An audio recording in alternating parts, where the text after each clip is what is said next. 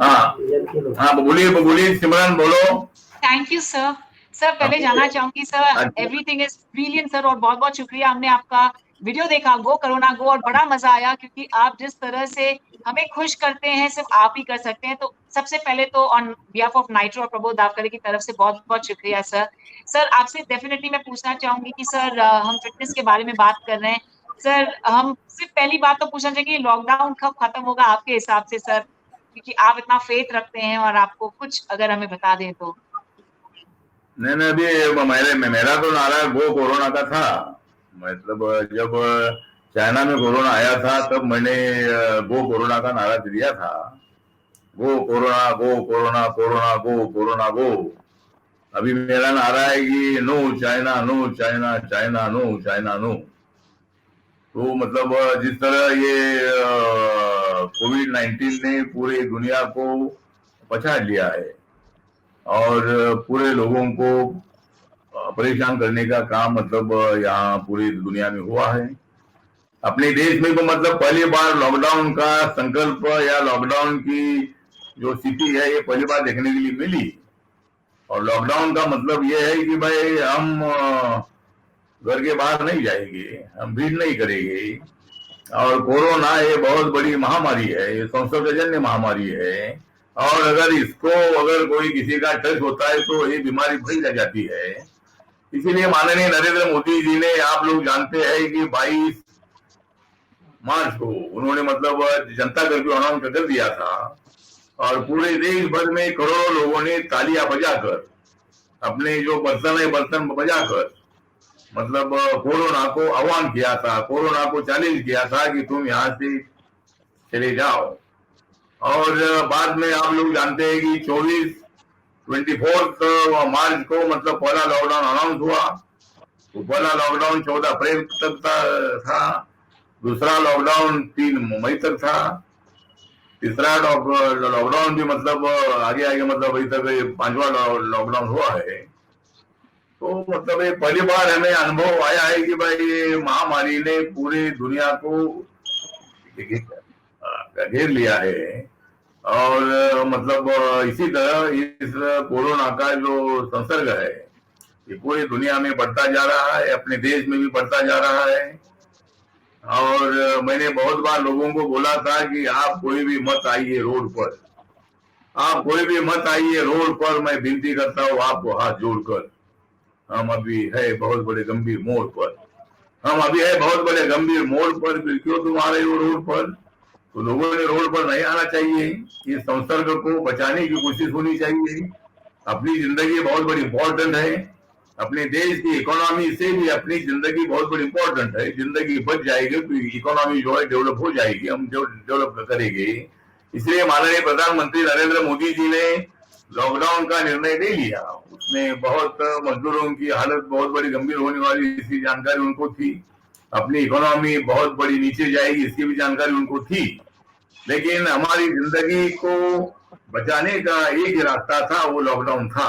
और इसीलिए मतलब आप लोग जानते हैं कि कोरोना ने तो सारे देश को दगा दिया था। कोरोना ने तो सारे देश को दगा दिया था, लेकिन नरेंद्र मोदी जी ने सब कुछ जगा दिया था। तो मतलब इसी तरह हम सब लोगों ने कोरोना को भगाने के लिए, लोगों को जगाने के लिए हम सब लोगों को आगे बढ़ने की आवश्यकता है। और अपना फिटनेस जो है, अपना फिटनेस फिजिकली हम फिट होना चाहिए। कोई बीमारी हमारे शरीर में नहीं आनी चाहिए। कोरोना ने भी हमारे तक नहीं पहुंचना चाहिए। अगर कोरोना हमारे तक पहुंचने की कोशिश करता है तो उसको वहां ही रोकने की ताकत हम में लोगों में होनी चाहिए। इसीलिए अपना जो फिटनेस है ये फिटनेस ठीक होना चाहिए। मैंने तो लॉकडाउन में मैं रोज 1-1.5 घंटा में एक्सरसाइज करता हूँ। और मैंने मेरा फिटनेस जो है, मैंने मेरा फिटनेस अच्छा बनाया है।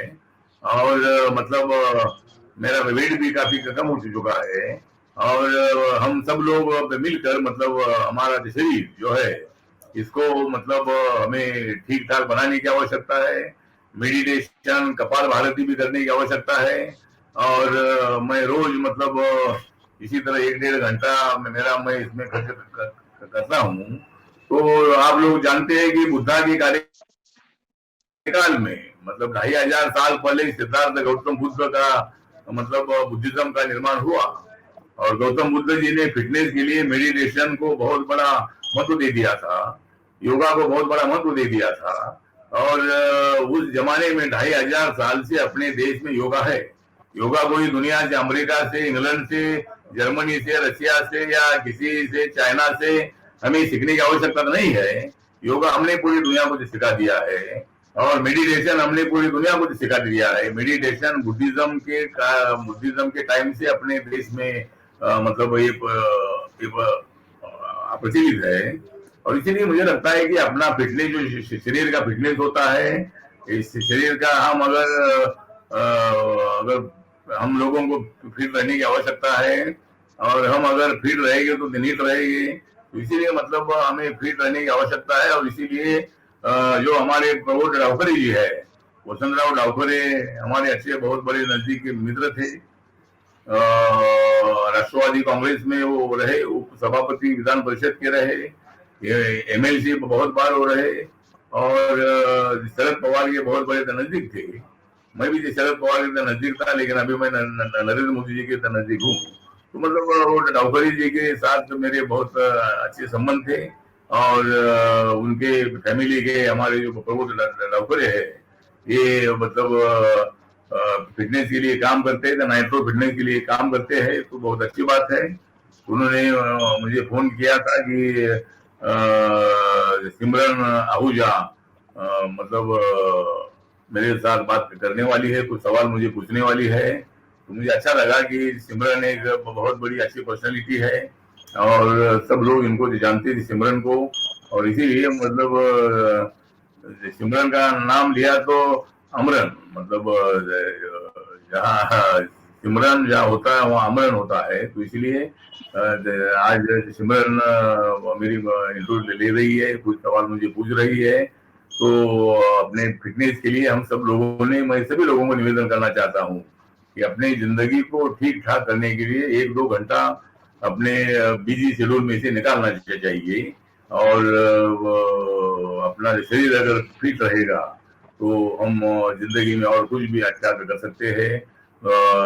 दुश्मनों का सामना भी कर सकते हैं, बीमारी का सामना भी कर सकते हैं, और हम हमारी जिंदगी सुखी और आनंदी बना सकते हैं। उसके लिए हम सब लोगों ने फिटनेस को भी ध्यान में रखते हुए आगे बढ़ने की आवश्यकता है। तो इसीलिए ठीक बात, आगे चर्चा शुरू रखिए, और मैं आपके साथ हूँ Simran. Thank you sir. Prabodh Dawkare भी हमारे साथ है, और हम ये जरूर जानना चाहते थे कि क्या हमारे फिटनेस एंथुसियास्ट जो भी हैं ऑल अक्रॉस इंडिया, स्पेशली जो काम करते हैं इंस्ट्रक्टर्स वगैरह, सर जल्द से जल्द अगर आप हमारे honourable prime minister of India Shri Narendra Modi ji से और हमारे honourable home minister Amit Shah ji से अगर कहेंगे कि जुलाई से जिम्स शुरू हो जाए, क्योंकि क्या है ना, इम्यूनिटी के लिए और मेंटल हेल्थ के लिए भी बहुत जरूरी होता है जिम्स। तो सर ये क्या पॉसिबल हो सकता है? मेरे साथ प्रबोध डावकरे जी भी हैं मेरे साथ। प्रबोध जी आप भी प्लीज मेरे साथ ज्वाइन कीजिए। तो सर ये पॉसिबल है सर, प्लीज अगर वो मैसेज जाए। Hello, am I audible? Yes Prabodh ji, बिल्कुल सुनाई दे रहा है। नमस्कार, जय हिंद, जय हिंद, जय भीम।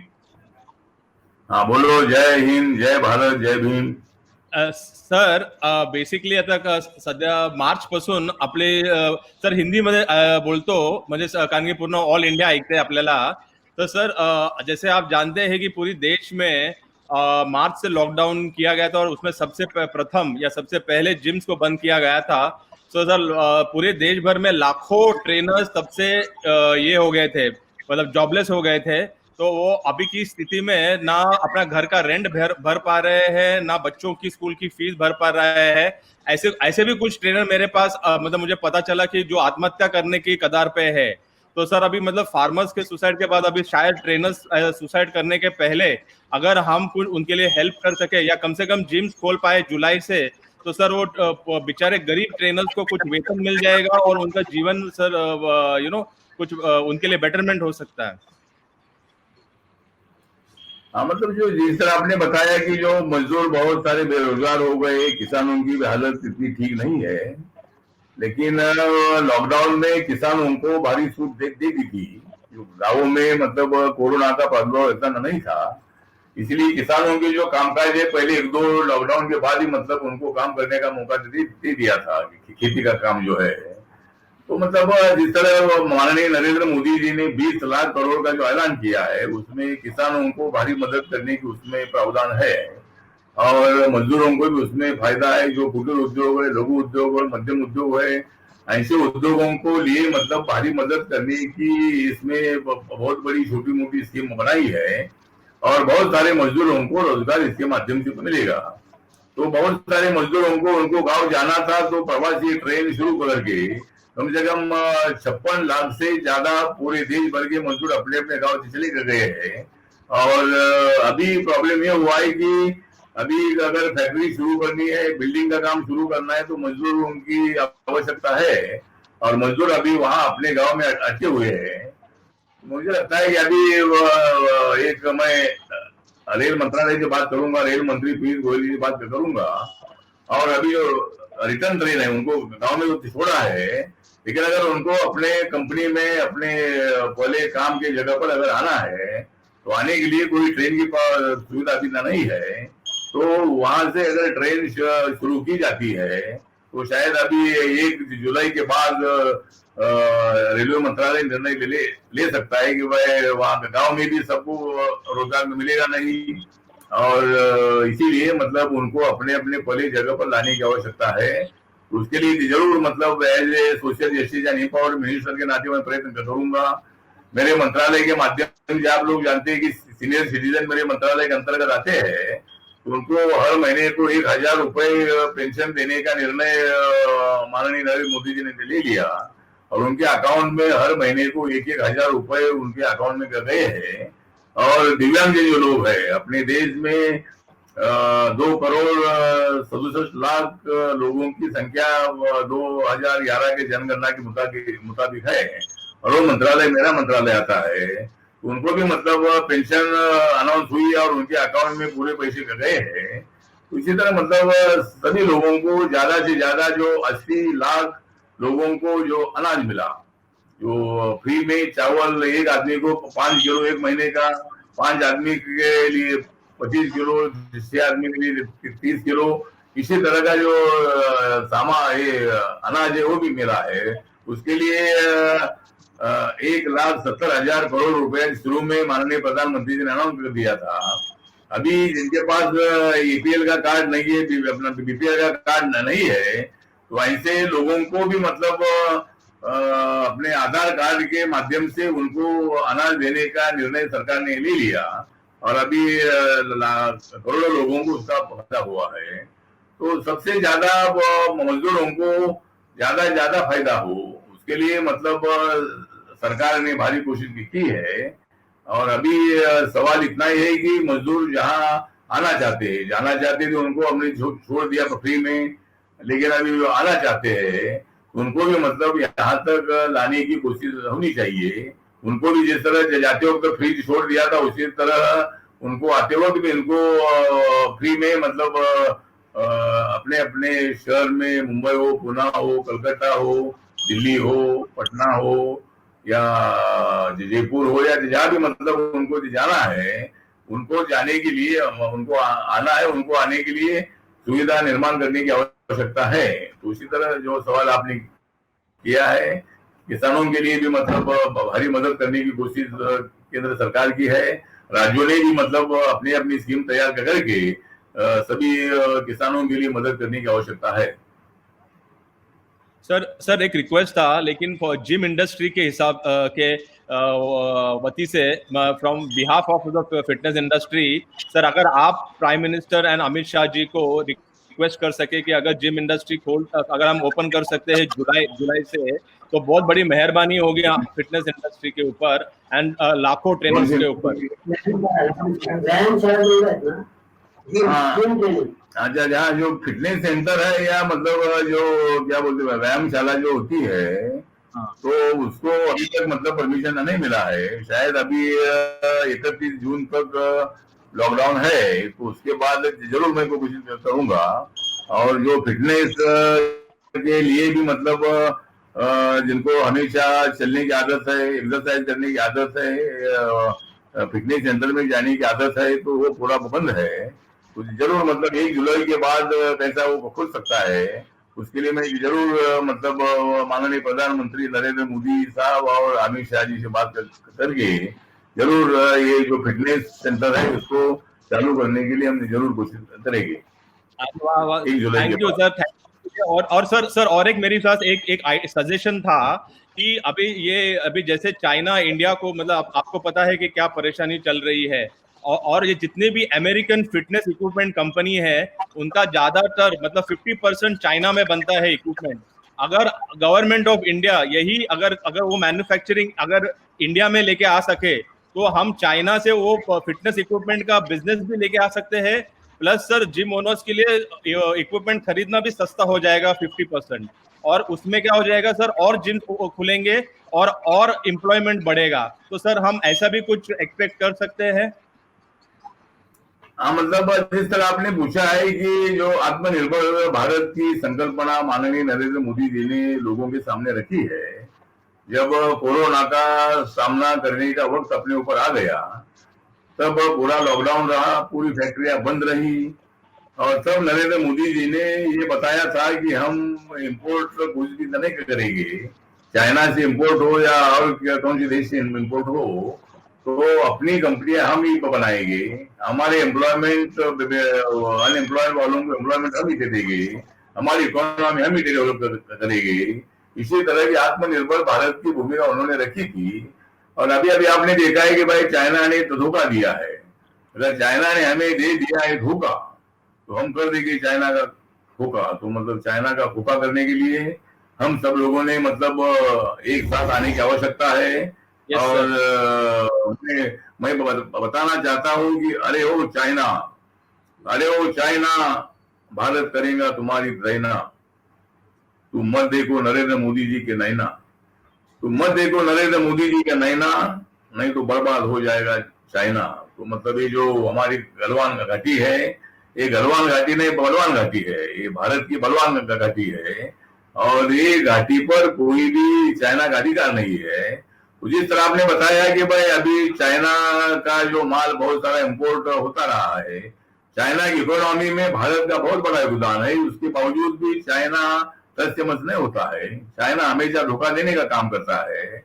हमारे अंगन में तुम्हारा क्या काम है, हमारे अंगन में घुसने का काम तुम करते हैं, हम तो तुम्हारे अंगन में नहीं घुस रहे। आपने तिब्बत को अपने ताबे में रखा, हांगकांग को अपने ताबे में रखा, ताइवान को अपने ताबे में रखा, तो दूसरे की जो प्रॉपर्टी है उस पर कब्जा करने का आदत मतलब चाइना को है। तो वो हमारे लद्दाख को भी मतलब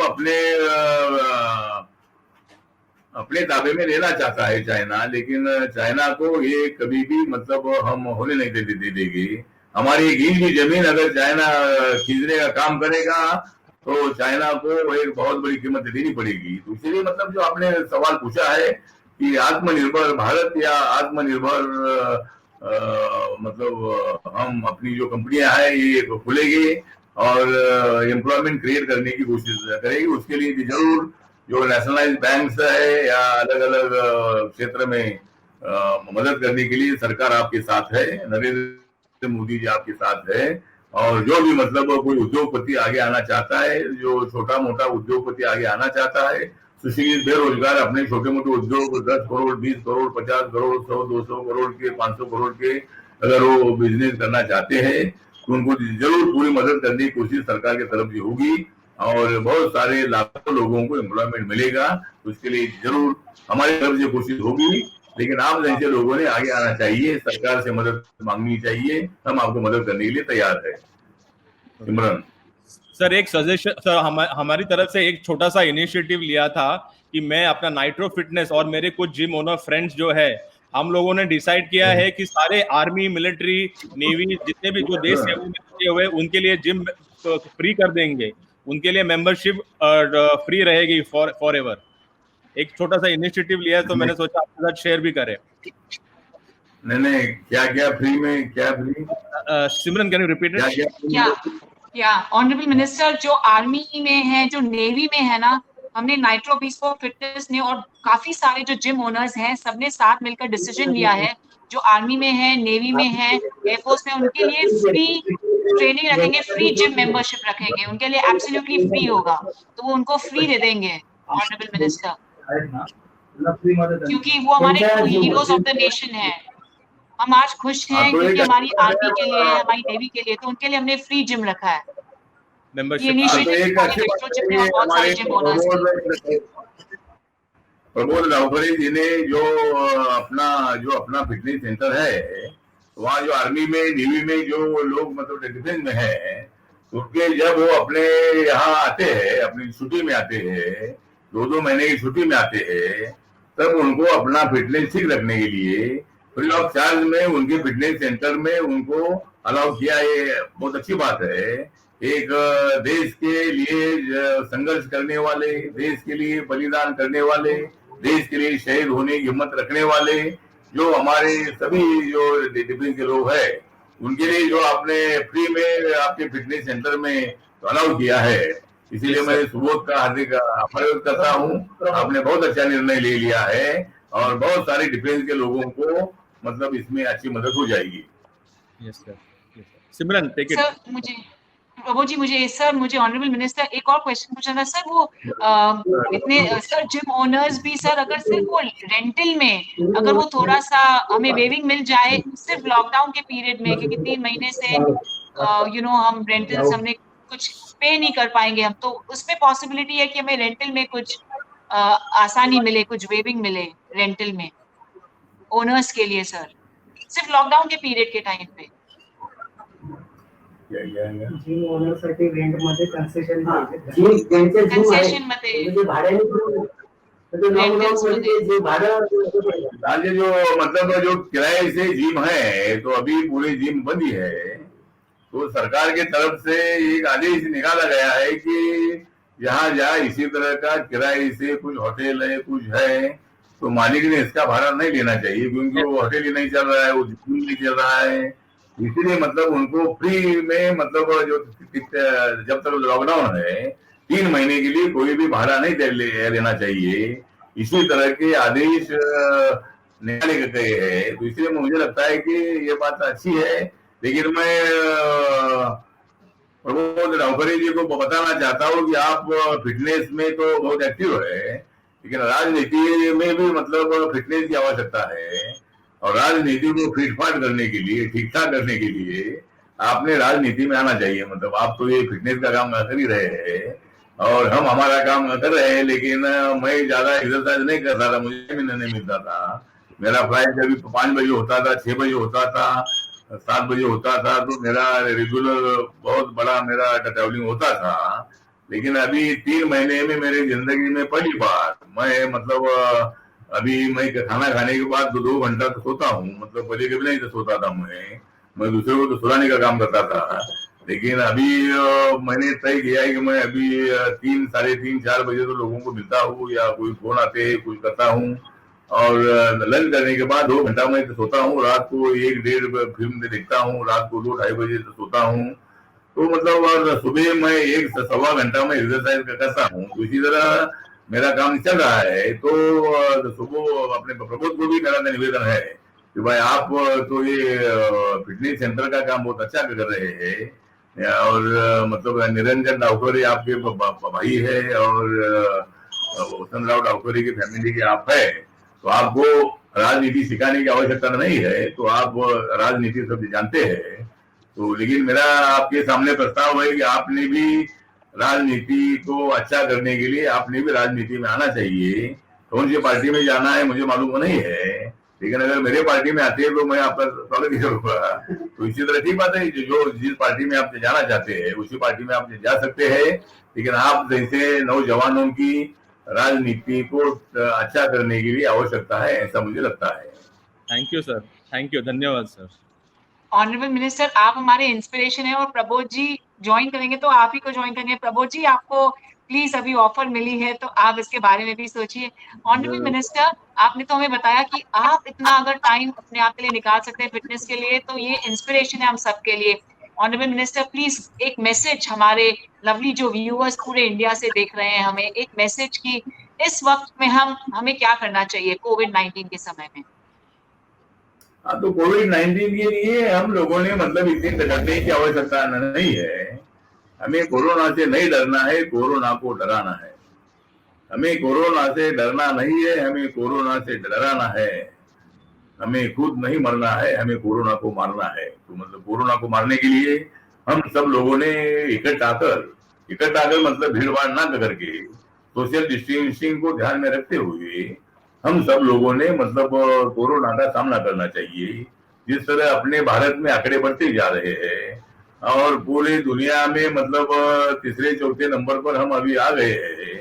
अभी हम पहले नंबर पर ना जाए, इसके लिए हम सब लोगों ने प्रिकॉशन लेने की आवश्यकता है। कोविड-19 का ताकत से सामना करने की आवश्यकता है। ये बहुत बड़ा महायुद्ध है। अभी तक 4.5 लाख से ज्यादा लोगों की मृत्यु हो चुकी है। शायद पहले वर्ल्ड वार और सेकंड वर्ल्ड वार में भी इतने लोगों की मृत्यु नहीं हुई थी, लेकिन ये कोविड-19 का जो युद्ध है ये बहुत बड़ा महंगा युद्ध है। ये मतलब इतना सीधा साधा युद्ध तो नहीं है। इसके साथ युद्ध करने के लिए मतलब ये युद्ध नहीं, ये महायुद्ध है। और इसी तरह मतलब हमें तो मतलब युद्ध नहीं चाहिए, हमें बुद्ध चाहिए। हमें तो युद्ध नहीं चाहिए, हमको बुद्ध चाहिए। लेकिन बुद्ध की जो कोरोना है, बुद्ध की कोरोना और एक चाइना ने दुनिया में फैलाया हुआ जो कोरोना है, तो ये कोरोना का सामना कोरोना कर सकती है। तो इसीलिए मुझे लगता है कि मैं सभी देश के तमाम लोगों को निवेदन करना चाहता हूँ, नौजवानों को निवेदन करना चाहता हूँ, सीनियर सिटीजन को निवेदन करना चाहता हूँ कि आप लोगों ने मतलब बिंदास रहना चाहिए, लेकिन सोशल डिस्टेंसिंग को ध्यान में रखना चाहिए। लॉकडाउन के नियम को मतलब नहीं तो तोड़ना चाहिए। और हम सब मिलकर ये जो कोरोना का जो महायुद्ध है, इस महायुद्ध में मतलब अपनी जीत हासिल करने के लिए हम सब लोगों ने कोशिश करनी है। और मुझे लगता है कि बहुत कुछ दिनों में मतलब कोरोना को हम हराएंगे और हम ये जो युद्ध है ये युद्ध हम जीतेंगे। तो सभी लोगों को मेरा निवेदन है कि कोरोना ये बहुत बड़ी महामारी है और इसको खत्म करने की आवश्यकता है और इसीलिए हम सब लोग मिलकर इसका खात्मा करेंगे, ऐसा मुझे लगता है। सिमरन आहूजा। ऑनरेबल मिनिस्टर, जाते जाते प्लीज, हम आपके पोएम के बड़े फैन हैं, हम सभी लोग, बहुत मजा आता है आप जब वो कहते हैं और सब हंसते हैं। जैसे हमने दुबई में भी महाबेस पे भी सबने इतना मजाक किया जहाँ पे पूरे वर्ल्ड से आए थे। तो प्लीज हमारे व्यूअर्स के लिए एक पोएम हो जाए ना आपकी शेरो शायरी में, बड़ा मजा आता है ऑनरेबल मिनिस्टर, प्लीज। नहीं, आपको मेरे शेरी शायरी की आज आ जाती है मजा। आपको मेरे शेर शायरी की आ जाती है मजा, लेकिन मुझे मत दे दो बिना मतलब सजा। तो मतलब जो कोरोना है तो ये मैंने तो ये बोला था कि मतलब ये हमारे मतलब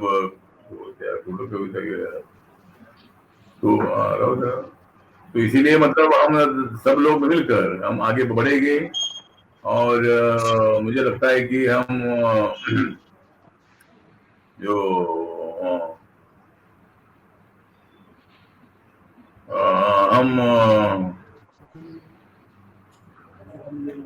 हम भारत देश की लेकर आन, हम भारत देश की लेकर आन, ले लेंगे कोरोना की जान। नाइस। अब हम नहीं देंगे चाइना को कुछ भी दान, अब हम नहीं देंगे चाइना को कुछ भी दान, हम चाइना पर छोड़ देंगे धनुष बाण। क्योंकि चाइना ने कोरोना को यहाँ भेज दिया है। चाइना ने कोरोना को यहाँ भेज दिया है, इसलिए हमने चाइना का बदला ले लिया है। तो इसी तरह हम लोग आगे बढ़ते रहेंगे और कोरोना के साथ लड़ते रहेंगे और आगे आगे बढ़ते रहेंगे। तो इन्हीं शब्दों के साथ आज यहाँ प्रबोध लाखोरे के माध्यम से जो आज यहाँ ये चर्चा आज आपने रखी और मुझे मेरे विचार रखने का आपने मौका दे दिया। पूरे देश भर के लोगों ने मतलब ये अपनी चर्चा तो सुनी है, और सिमरन आहूजा जो एक बहुत ही अच्छी कलाकार भी है, और सब लोग उनको जो जानते हैं, और इसी तरह मतलब